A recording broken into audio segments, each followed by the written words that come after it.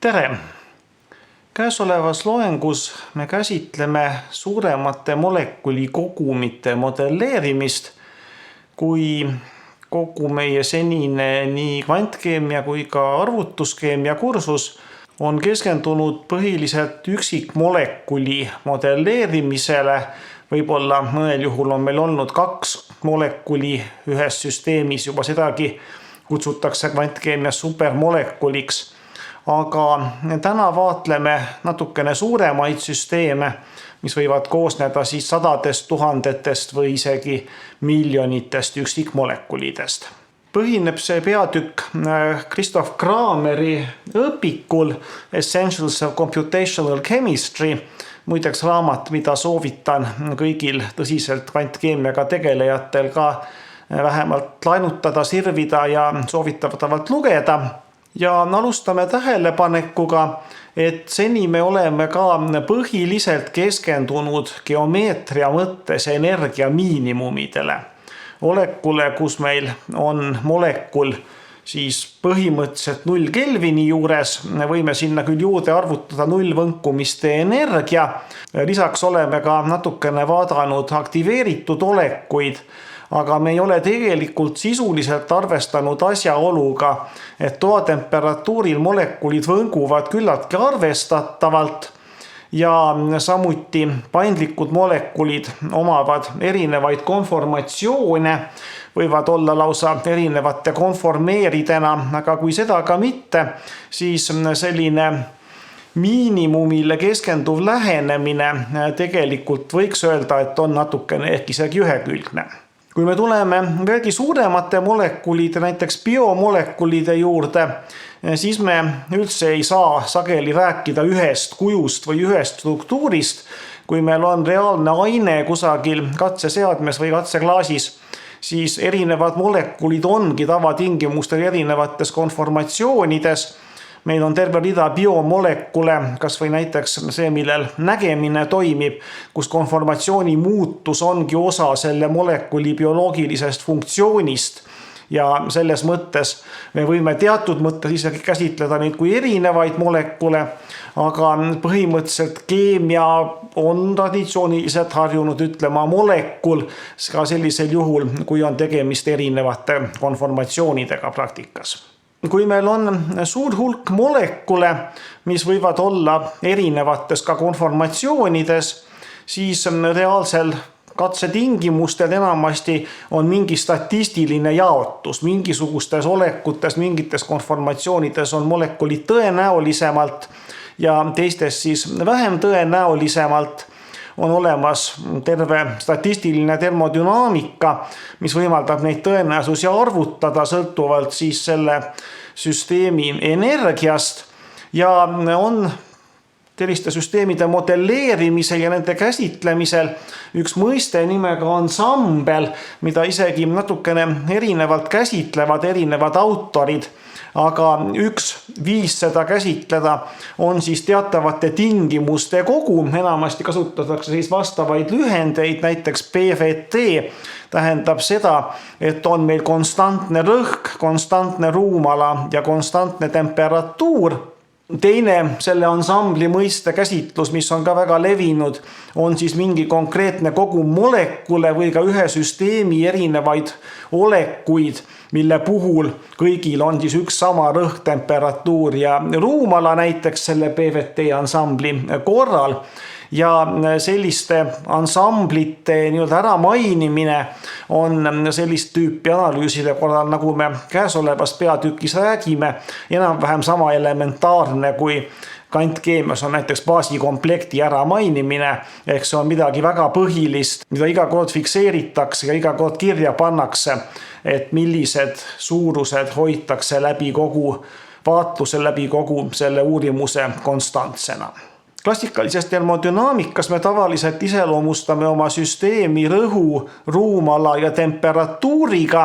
PVT suurused, mis lisaks siis aine hulgale tavaliselt on meil seotud ka näiteks ideaalgaasi oleku võrrandis. Aga kui me modelleerime väikest kompaktset süsteemi, siis nende üheaegne kindlal väärtusel hoidmine on tehniliselt keerukas. Sellepärast, et kui näiteks süsteem saab kusagilt energiat juurde, siis me peaksime nende kõigi üheaegseks fikseerimiseks muutma aine hulka. Ehk siis lisama aatomeid või võtma ära aatomeid molekule. See ei ole praktilise modelleerimise seisukohalt kuigi lihtne ega mugav. Selle tõttu eelistatakse modelleerimisel selliseid ansambleid, kus on konstantne aine hulk, ehk siis väikse mikromudeli kodal konstantne hulk molekule ja tüüpiliselt räägitakse siis NVT või NPT ansamblist, kus meil on siis vastavalt konstantne molekulide hulk, ruumala ja temperatuur või konstantne molekulide hulk, rõhk ja temperatuur ja vastavalt siis esimesel juhul rõhk, teisel juhul ruumala saab muutuda vastavalt süsteemi energia muutumisele. Tavalises laborikeemias tehakse katsed enamasti võrreldes siis mikromaailma modelleerimisega väga pikkade aegade vältel või kestel. 1 sekund on siinkohal juba hiiglama pikk aeg. Modelleerime me sageli piko, nano, võib-olla heal juhul mikrosekundeid. Ja tüüpiliselt siis meil on vaja keskmistada üle mingi aja nii ansambli mõttes kui ka aja mõttes. Ja on 2 sellist suurt meetodite klassi. On siis põhimõtteliselt juhuslikkusel põhinev Monte Carlo meetod ja Newtoni mehaanikal põhinev molekulaardünaamika meetod. Et nendest siis räägime käesolevas videos pikemalt. Aga enne kui me saame nende meetodite juurde minna, me peame tooma sisse ühe küllaltki abstraktse mõiste nimega faasiruum. Phase space inglise keeles. Ja toome ta sisse klassikalise mehaanika põhimõtetest lähtudes. Klassikalises mehaanikas meil on kehad kusagil ruumis, nende vahel võivad mõjuda siis mingisugused jõud ja meil on süsteem kirjeldatud, kui on meil iga põhimõtteliselt punktmassi jaoks teada tema asukoht ja tema kiirus, enamasti korrutatakse kiirusmassiga läbi ja saadakse impulss. Mõlemad on vektorid, vektorsuurused, asukoht on siis asukoha vektor mingi koordinaatide alguspunkti suhtes ja impulss on kirjeldatud siis põhimõtteliselt vektorina, mis enamasti lähtub osakesest ja näitab meile, millise kiirusega ja millises suunas ta liigub. Kui meil on n osakest, igal osakesel on 3 ruumikoordinaati, 3 impulsikoordinaati, järelikult meil on kokku siis 6n mõõtmeline ruum. Et võrreldes meie tavalise 3 mõõtmega on seda praktiliselt võimatu ette kujutada, kuigi me vaatame siin varsti ühte lihtsustatud näidet, mis võimaldab ka faasiruumi mõõtmete arvu hoomatavale kogusele vähendada. Süsteem meil siis areneb või evolutsioneerub või muutub ajas ja igal ajahetkel asub siis süsteem ühes kindlas faasiruumi punktis. Igal osakesel on ajahetkel kindel asukoht ja kindel kiirusvektor. Ja me saame sellise tohutu pika rea koordinaate selles 6n mõõtmelises ruumis. Nüüd selleks, et siukse pikki avaldisi mitte kogu aeg kirjutada ja kaasa lohistada, siis me koondame need asukoha vektorid omakorda kokku üheks ühiseks vektoriks Q ja impulsi koordinaadid siis ühiseks vektoriks P. Ja sellisel juhul me saame palju kompaktsema kirjelduse, saame oma punkti faasiruumis X kui Q-vektori ja P-vektori ühendi. Sellised kirjeldatud faasiruum ei ütle meile midagi selle kohta, kas vastav olek ka üldse praktikas eksisteerida saab. Me võime omistada korraga 2 aatomile samad koordinaadid, me võime omistada valguse kiirusest suurema kiiruse. See tähendab, et faasiruum hõlmab nii võimalikud kui ka võimatud olekud ja praktikas saab siis süsteem viibida ainult mingis osas faasiruumist, mis on siis füüsikaliste piiridega paika pandud. Kui me tahame nüüd arvutada mingisugust suurust A faasiruumis, siis meid tüüpiliselt huvitab ja me tüüpiliselt saame tema keskväärtuse. See on jälle sama oodatav väärtus, millest me oleme ka kvantkeemias korduvalt rääkinud.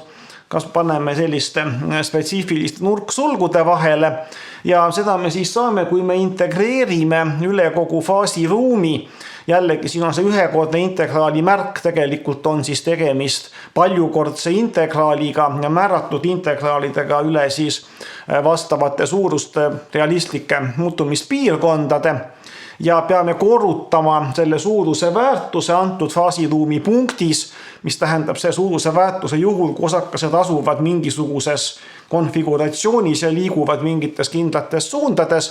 Peame selle korrutama tõenäosusega P, et süsteem sellises faasiruumi punktis üldse olla võib. Väga paljude olekute jaoks P on 0, sellepärast et selline faasiruumi punkt on füüsikaliselt kättesaamatu. Tõenäosus, et osake mingis faasiruumi punktis viibib, on seotud selle süsteemi energiaga vastavas asukohas siis faasiruumis ja on olemas valem, mis on tuletatud statistilisest mehaanikast, mis siis võimaldab meil arvutada. Näete, see on eksponentfaktor E-astmel miinus energia, mis tähendab, et mida kõrgem energia, üldiselt seda madalam on tõenäosus, et süsteem vastavas faasiruumi punktis üldse olla võib. Ja samuti on seal faktor Q, selle Q pöördväärtus konkreetselt, mis on üks selline suurus, kus terminitega üllataval kombel on eesti ja inglise keel täiesti erinevad. Ingliskeelne termin on partition function ja palun seda mitte tõlkida jaotusfunktsiooniks. Eestikeelne vaste on statistiline summa. Kes ja kuidas sellise termini on välja pakkunud, ei ole minule teada, aga seda tuleb siis silmast pidada, et siin on täiesti erineva terminiga eesti ja inglise keeles tegemist, tähendavad nad seda sama suurust ja see on siis integraal sellest samast E-astmel miinus siis süsteemi energia jagatud Boltzmanni konstandiga. Boltzmanni konstant, tuletan meelde, on universaalse gaasikonstandi ja Avogadro arvu jagatis, ehk siis seob meil erinevad termodünaamilised suurused omavahel ja temperatuur siis, mida kõrgem temperatuur, seda suurema suurusega me jagame, ehk siis seda väiksem see jagatis meil tuleb. Ja jällegi samasugune integraal üle kogu faasiruumi.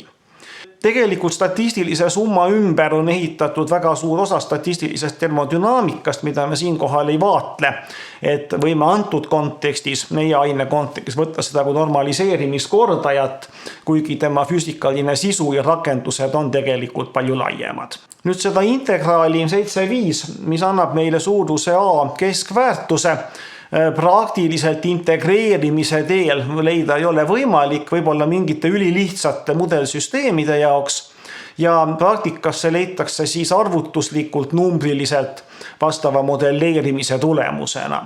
Kui me tahaksime nüüd katta kogu faasiruumi, meenutan, et meil on 6n mõõdet ja me tahame igas mõõtmes veel mingil viisil hakata punkte katma, siis me teoreetiliselt võiksime arvutada oma energiaväärtuse ja huvipakkuva suuruse väärtuse erinevates faasiruumi punktides, võib-olla modelleerida sinna vahele mingisuguse sujuva kõvera ja integreerida üle selle. Isegi see ei ole praktikas teostatav, sellepärast et faasiruum on nii palju mõõtmeline, erinevaid koordinaadi väärtuse kombinatsioone on nii palju. Näiteks kui võtta igal teljel ainult 2 punkti ja 2 punktist saab ainult sirge läbi panna, seal ei ole isegi mingist kõverast juttu, siis punktide arv tuleks 2 astmel 6n, mis näiteks 100 osakese korras ei ole sugugi väga suur süsteem, 100, isegi aatomid põhimõtteliselt, tähendaks see 2 astmel 600 ja see on siin välja arvutatud, see on rohkem kui 10 astmel 180, ehk see on palju rohkem kui osakeste arv nähtavas universumis, mis jääb alla 10 astmel 100 teadaolevalt, et meil ei ole mitte mingisugustki lootust isegi numbriliselt ära integreerida üle kogu faasiruumi. Me peame veelgi lihtsustama oma lähendusi, et üldse saada mingisuguste realistlike modelleerimisaegadeni.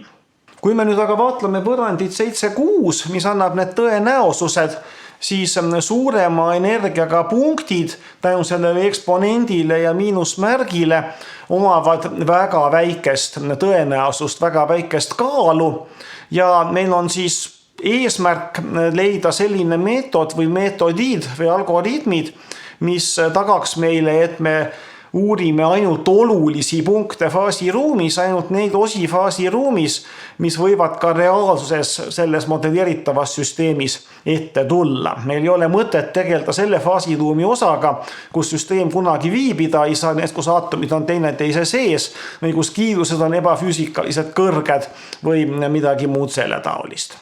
Järgnevalt räägime sellisest mõistest nagu ergoodilisus.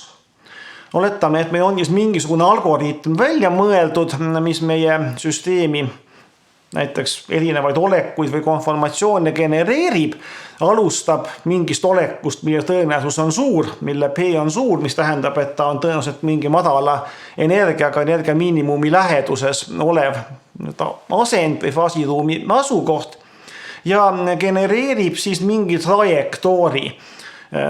Kõige lihtsamal juhul Newtoni seaduste järgi võime siis kujutada ette, et meie süsteem areneb ajas või muutub ajas ja võime siis mingite väikeste sammukeste järel iga kord leida selle suuruse A väärtuse ja arvutada siis keskväärtuse. Põhimõtteliselt numbriline viis siis selle meid huvitava suuruse A keskväärtuse arvutamiseks. Ja võime üritada seda teha üha lühemate ajavahemike tagant ja võime siis selliselt üle minna piirväärtuse mõttes integraalile. Ja nüüd on selline statistilise mehaanika ja kõigi nende modelleerimiste peaaegu et aluseks olev hüpotees, just nimelt hüpotees, sest ta ei ole teoreemina tõestatud, aga hüpotees siis, mis väidab, et selline seos, et me võime ajasammu vähendamisel saada tõelise keskväärtuse, kehtib ükskõik, kust me täpselt alustame selles faasiruumis, ükskõik millal me hakkame oma süsteemi vaatlema, me saame alati tõelise reaalse keskväärtuse. Kui see eeldus ei ole täidetud, siis öeldakse, et süsteem ei olnud ergoodiline. Ja see ei ole tõestatud teoreem, nagu ma ütlen, see on hüpotees, kuigi väga paljudel praktika juhtudel selle kehtivust eeldatakse ja ka väga paljudel praktilistel juhtudel on leitud, et me saame mõistlikke tulemusi. Aga veel kord siis meil võib ette tulla mitte ergoodilisi süsteeme või mitte ergoodilisi mudeleid ja sellisel juhul need tulemused kahtlemata ei ole usaldusväärsed. Kui me lähtume ainult Newtoni mehaanikast, siis me saame deterministliku maailma pildi, mis oli muide ka väga levinud nii filosoofilises plaanis siin mõnisada aastat tagasi. Põhimõtteliselt kujutati kogu maailma töötavat nagu kellavärki, kus kõik on teoreetiliselt vähemalt ennustatav. Me teame algolekut, me teame Newtoni seadusi ja saame arvutada süsteemi mis tahes tulevasel ajahetkel. Ja põhimõtteliselt, kui me teame, kuidas või kuhu on meie süsteem jõudnud, me saame matemaatilises mõttes ajas tagasi minna ja arvutada siis süsteemi minevikku, saame teada, kust kohast ta on tulnud.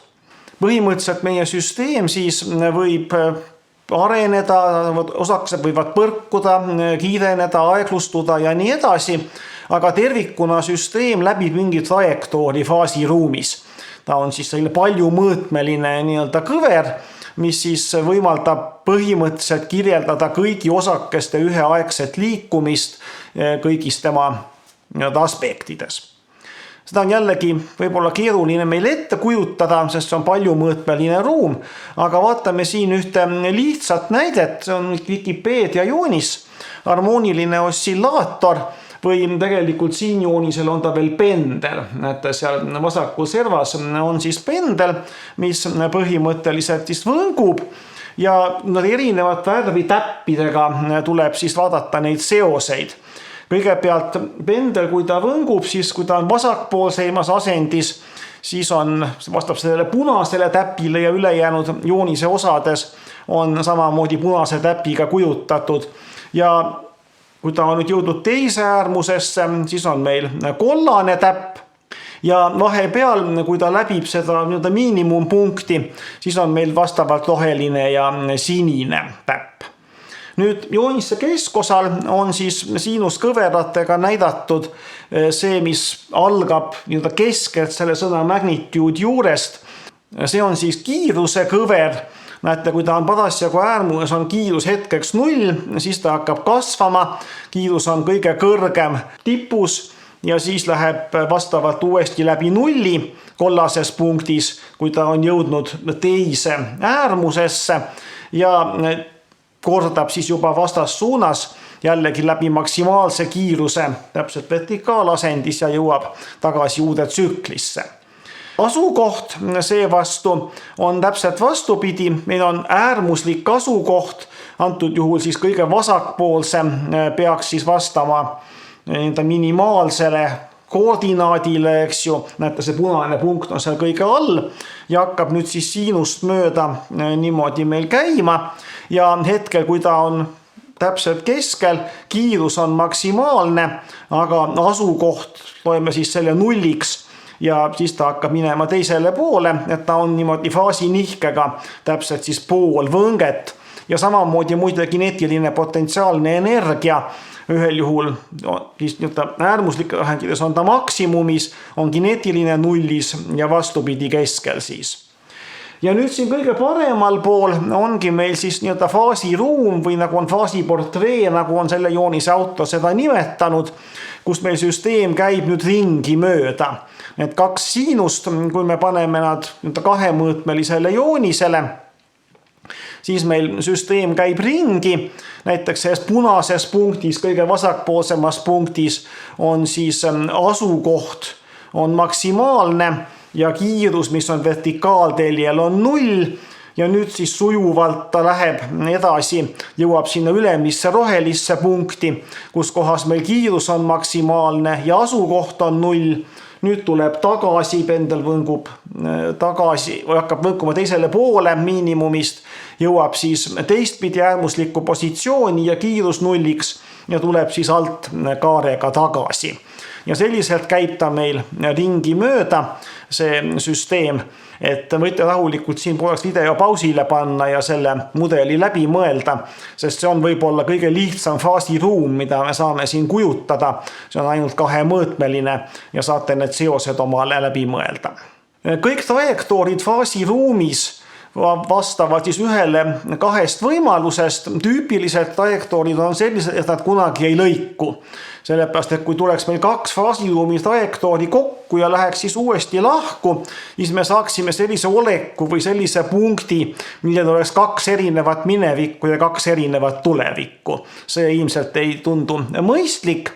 Aga teine variant on siis kinnine trajektoor, nii nagu siin äsja eelmisel slaidil oli, kus meil tuleb süsteem täpselt samasse olekusse tagasi. Loomulikult see on võimalik ainult idealiseeritud maailmas, kus meil puudub hõõrdumine ja igasugused muud kõrvalefektid ja on võimalik täielik energia ülekandumine kineetilisest potentsiaalseks näiteks ja tagasi. Aga sellisel juhul me saame suletud trajektoori, kus siis tuleb süsteem samasse faasiruumi punkti uuesti tagasi. Nüüd, kui me tuleme tagasi oma kujuteldava molekulidest või osakestest koosneva süsteemi juurde, siis meil on need faasiruumid tunduvalt palju mõõtmelisemad, keerukamad ja enamasti meil ei ole analüütilist lahendit selle trajektoori arvutamiseks.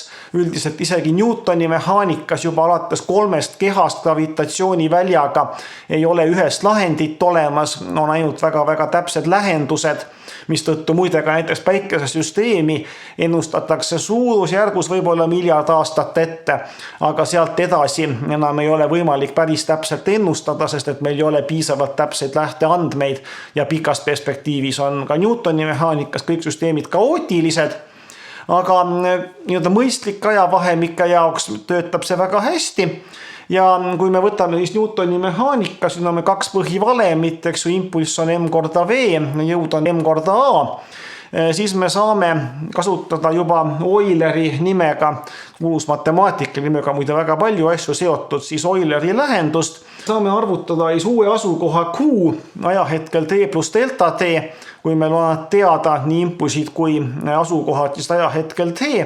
Ja vastavad impulsside jaoks teine täpselt analoogne võrrand, ühel juhul massiga jagamine, teisel juhul massiga korrutamine ja saame siis niimoodi samm haaval väikeste ajasammudega ennustada oma süsteemi arengut või kulgemist läbi aja. Enamasti me siis lähtume mingisugusest lähteasendist, anname oma molekulidele mingi asendi ja saame seda sorti valemeid kasutades arvutada, kuidasmoodi meil süsteem hakkab järgnevatel ajahetkedel käituma. Ehk teisiti öeldes leida trajektoori faasiruumis. Kasuliku kõrvalsaadusena, kui me teame impulsside väärtusi, siis on võimalik sellise valemiga, nagu siin toodud on, arvutada välja ka süsteemi temperatuuri. Me meenutame, et meil olid tegemist siin ansamblitega ja meil on tegelikult temperatuur tüüpiliselt üks parameeter, mida on tarvis konstantsena hoida.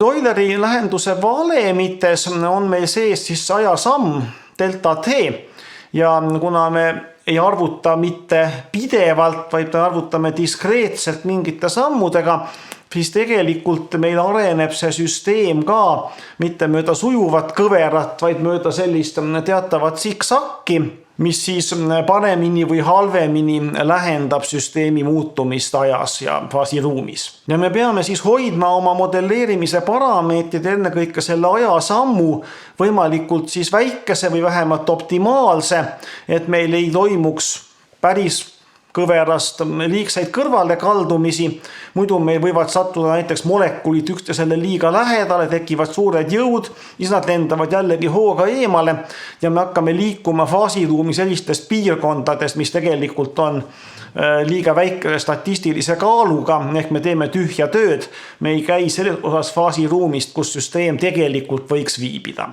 Kui me räägime molekulidest, siis kõige kiirem protsess, mis meil reaalselt molekuli asukohta faasiruumis mõjutab, on vesiniku aatomi võnkumine erinevate siis CH või OH sidemete küljes.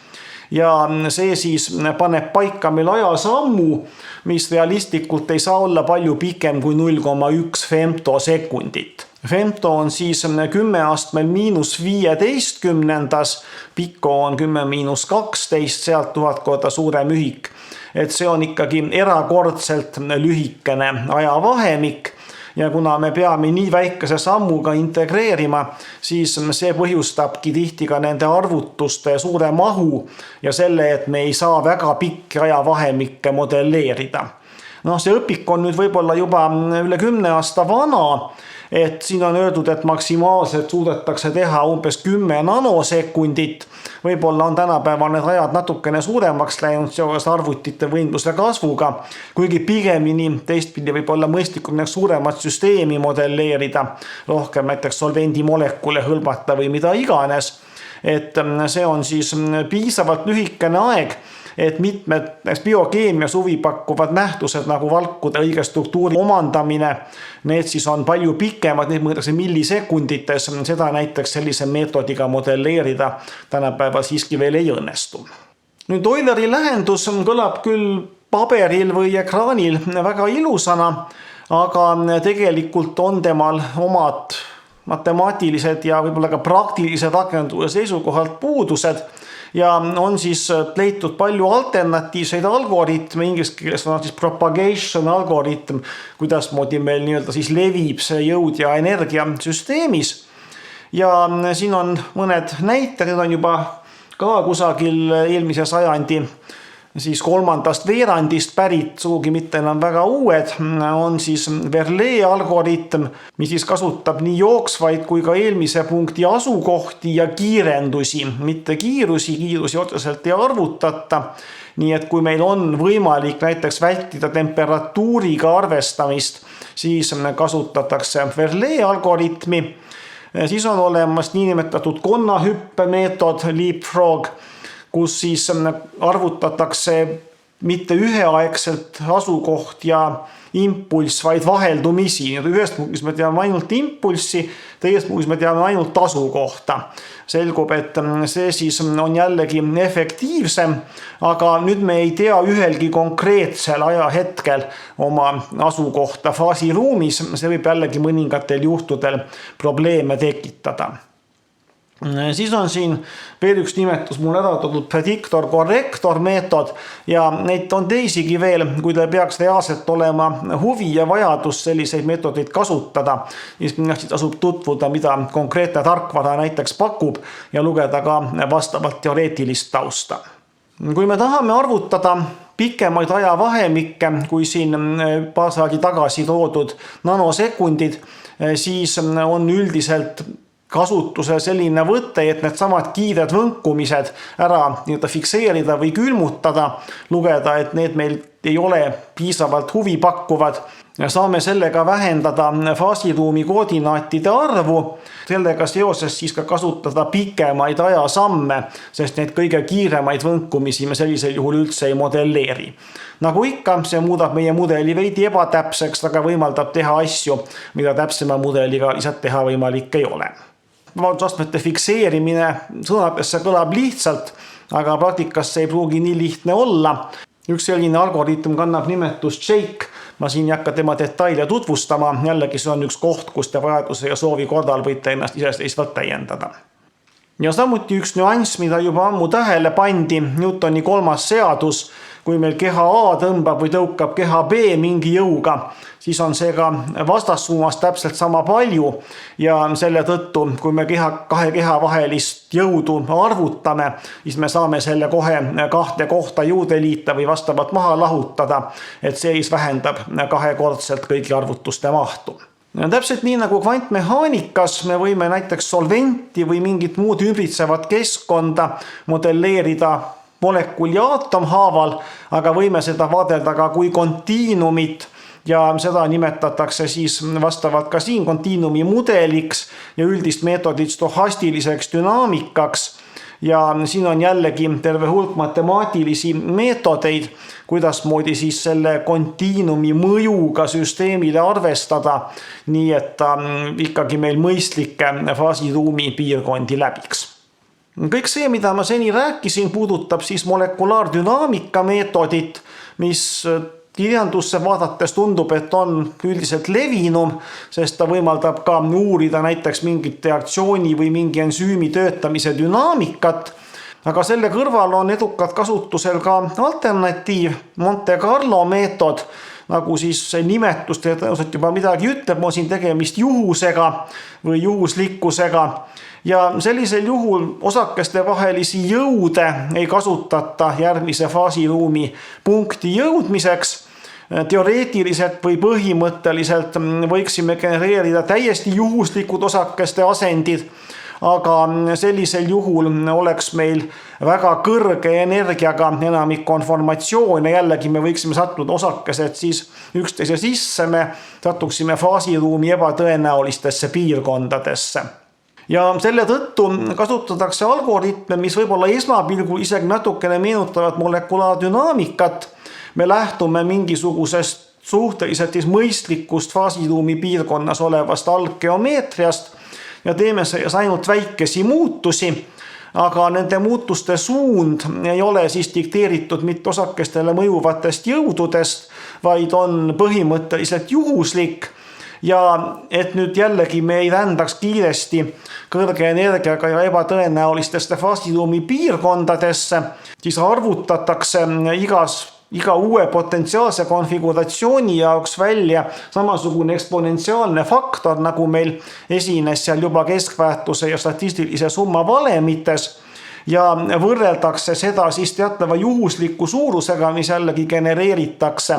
See on 50. aastatest pärit idee, selline teadlane nagu Metropolis ja tema kolleegid sõnastasid selle siis nii, et selle asemel, et genereerida juhuslikke konfiguratsioone ja võtta need arvesse siis selle vastava kaaluga, me valime uue konfiguratsiooni tõenäosusega, mis on proportsionaalne selle vastava eksponendiga ja võtame nad arvesse võrdse kaaluga. See tähendab, et kui uus konfiguratsioon tuleb madalama energiaga pärast mingit juhuslikku muutust, siis ta võetakse igal juhul arvesse, aga kui ta tuleb kõrgema energiaga, siis mida kõrgemaga, seda vähem tõenäoline on. Siin on jälle üks juhuslik arv, genereeritakse võrdlusteks siis kõrvale, seda vähem tõenäoline on, et me selliste faasiruumi piirkonda üritame siseneda. Et me siis genereerime järjest juhuslikke konfiguratsioone, aga mitte kõiki ennast me ei võta arvest, osa heidetakse kõrvale, korratakse eelmist ja proovitakse siis liikuda sellises enam-vähem tõenäolisemas siis faasiruumi piirkonnas. Ja meid huvitava suuruse võime siis arvutada igas sellises juhuslikult genereeritud faasituumi punktis välja ja arvutada nende keskväärtuse. See võib tunduda analoogne võrrandiga 7,8, aga 7,8 puhul meil olid punktid genereeritud ajas. Siin siis on nad genereeritud selle Metropolise algoritmi ja juhuslikkuse printsiibist lähtudes. Meil ei ole Monte Carlo meetodis, meil ei ole üldse aega kui faktorid sees. Veel kord siis, kuidas see algoritm praktiliselt töötab. Meil on mingi algkonfiguratsioon, me genereerime uue proovipunkti ja tüüpiliselt NVT ansambli korral aktsepteerime teda sellest P suurusest sõltuva tõenäosusega, kus me siis võrdleme seda eksponentide suhet teatava juhuslikult genereeritud arvuga. Ja selline ahel, mis selliselt moodustub, seda nimetatakse Markovi ahelaks. See on jällegi üks väga tuntud ja palju kasutatud termin seda tüüpi arvutuste kirjeldamisel. Et jällegi üks koht, kui soovite siinkohal juurde lugeda, siis kindlasti Markovi ahelate teooria on miski, mis väärib sügavamat uurimist.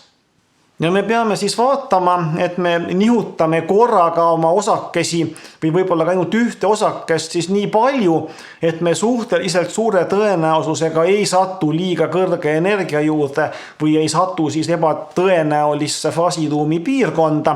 Ja praktikas siis püütakse hoida seda aktsepteerimise tõenäosust, seda, et meil kas siis energia väheneb või ei suurene liiga palju, kus see liiga on iga kord natuke juhuslik suurus. Et see siis valitakse kusagil 20–50%. Sellisel juhul saadakse üldiselt kõige kiiremini tulemused kätte. Sellega lõpeb meil käesoleva peatüki esimene video. Jagasin ta 2, et ta oleks natukene paremini hallatav ja jätkame juba hetke pärast järgmises videos. Tänan kuulamast!